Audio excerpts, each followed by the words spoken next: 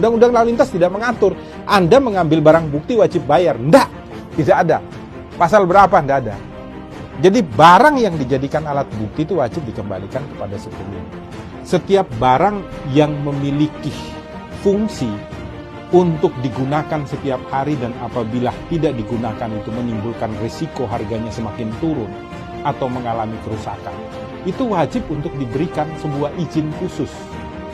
Untuk apa? Untuk dirawat oleh yang bersangkutan di rumah. Salam Pancasila dan salam penegakan hukum ini cukup menarik.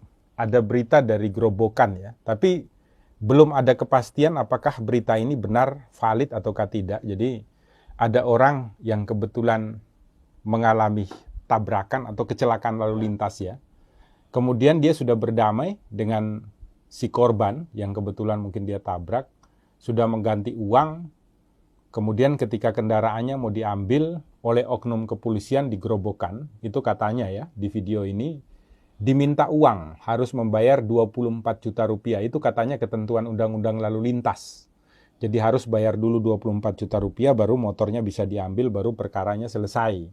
Hal seperti ini mungkin sering terjadi ya terhadap kita. Jadi yang ingin kami bahas di Rumah Pancasila, bukan situasi ini, karena ini kita belum tahu benar ataukah tidak. Seandainya umpamanya benar ya tolong Pak Kapolda Jawa Tengah memerintahkan Dirlantas untuk melakukan pemeriksaan ya terhadap oknum polisi lalu lintas yang mungkin benar melakukan permintaan uang kepada yang bersangkutan. Jadi begini, Undang-undang lalu lintas itu hanya mengatur ketika poin pertama, Anda berhadapan langsung dengan negara. Nah, contohnya begini, ketika Anda mengendarai kendaraan tidak membawa SIM, tidak memakai helm, tidak memiliki STNK, ini Anda berhadapan bukan dengan orang individu dalam lingkup privat, tetapi Anda berhadapan langsung dengan negara. Maka di dalam undang-undang lalu lintas ada ketentuannya, umpamanya tidak pakai helm, Anda akan dipenjara 2 bulan penjara atau denda sebesar Rp200.000 maksimal. Karena undang-undang lalu lintas itu hukum pidananya ultimum remedium, maka diutamakan terlebih dahulu pembayaran dendanya. Jadi ketika Anda itu disidangkan, Anda akan diperintahkan umpamanya membayar Rp75.000 atau masuk penjara selama 3 hari. Ketika Anda bayar Rp75.000, maka Anda tidak perlu masuk penjara selama 3 hari. Itu ketentuan Undang-Undang Lalu Lintas. Ketika Anda berhadapan dengan negara. Jadi betul, Anda wajib untuk membayar ganti kerugian kepada negara atas pelanggaran yang Anda lakukan. Bisa dikatakan bukan ganti kerugian sebenarnya, tetapi merupakan kewajiban pembayaran terhadap pelanggaran yang Anda lakukan di jalan raya sebagai jalan umum. Uang itu nanti digunakan oleh negara kembali untuk menyiapkan fasilitas-fasilitas di jalan raya untuk kita nikmati bersama-sama.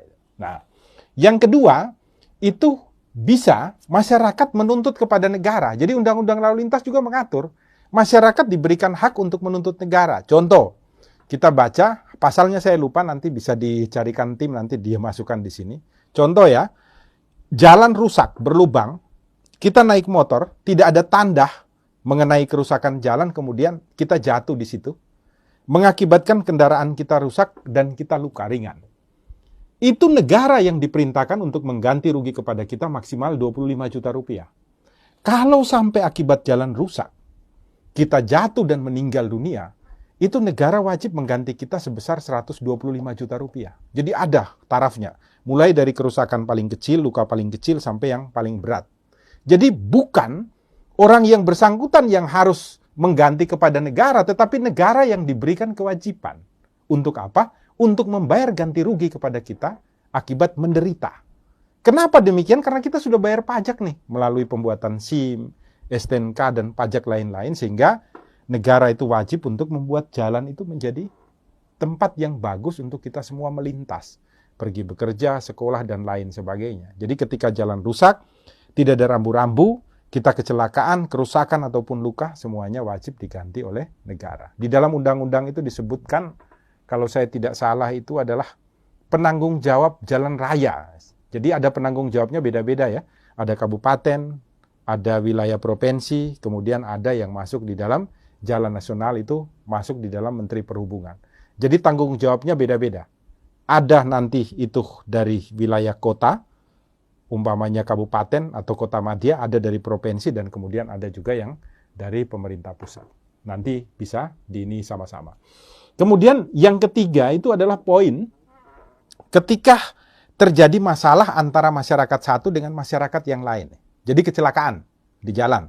Saya sama si A kebetulan saling bertabrakan di jalan. Yang melanggar lalu lintas umpamanya si A.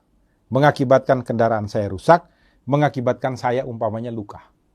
Di sini diperbolehkan untuk restoratif justice, RJ, yang baru tenar-tenarnya ini. Jadi ada di dalam peraturan Kapolri nomor 8 tahun 2021, Undang-Undang Lalu Lintas dimasukkan juga di dalam kategori yang diperbolehkan untuk dilakukan restoratif justice. Nah, restoratif justice itu polisi tidak terlibat, negara tidak terlibat.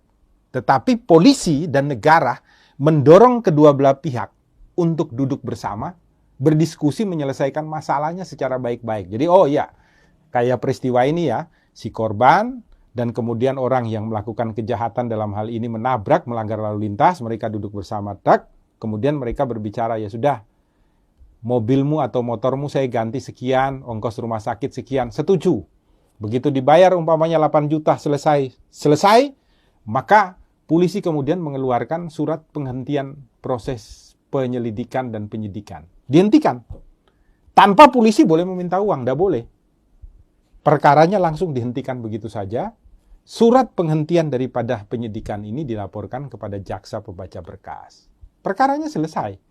Barang bukti berupa motor yang kebetulan waktu itu ketika kecelakaan umpamanya disita oleh polisi untuk dijadikan barang bukti, dikembalikan kepada pemiliknya tanpa minta bayaran 1 sen pun. Undang-Undang Lalu Lintas tidak mengatur Anda mengambil barang bukti wajib bayar.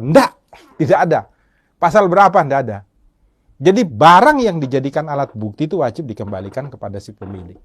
Bahkan di dalam KUHP itu ada ketentuannya, diatur di sana. Setiap barang yang memiliki fungsi untuk digunakan setiap hari dan apabila tidak digunakan itu menimbulkan risiko harganya semakin turun atau mengalami kerusakan, itu wajib untuk diberikan sebuah izin khusus. Untuk apa? Untuk dirawat oleh yang bersangkutan di rumah. Ketika nanti sewaktu-waktu dibutuhkan untuk didatangkan sebagai alat bukti di muka sidang atau di dalam pemeriksaan, diberikan kewajiban untuk menghadirkan kendaraan tersebut. Rata-rata kendaraan itu tidak dihadirkan di muka persidangan. Yang dihadirkan hanya foto. Jadi kendaraan itu harus dikembalikan. Jadi besok-besok kalau Anda ya mengalami kecelakaan dimanapun, kemudian kendaraannya disita oleh kepolisian, ketika Anda datang untuk mengambil, permasalahan perkaranya sudah selesai, mengambilnya tidak ada pembayaran apapun. Kalau ada oknum yang minta, segera laporkan kepada atasannya atau kepada propam di wilayah hukumnya. Biar mereka itu segera diberikan sanksi hukum, gitu. Melakukan pemerasan terhadap masyarakat. Bahkan itu masuk di dalam Undang-Undang Tindak Pidana Korupsi. Kalau biasanya kita sebut di umum dengan pungli, pungutan liar. Itu ya dari Rumah Pancasila, semoga berguna, berfungsi, bermanfaat bagi kita semua di Rumah Indonesia.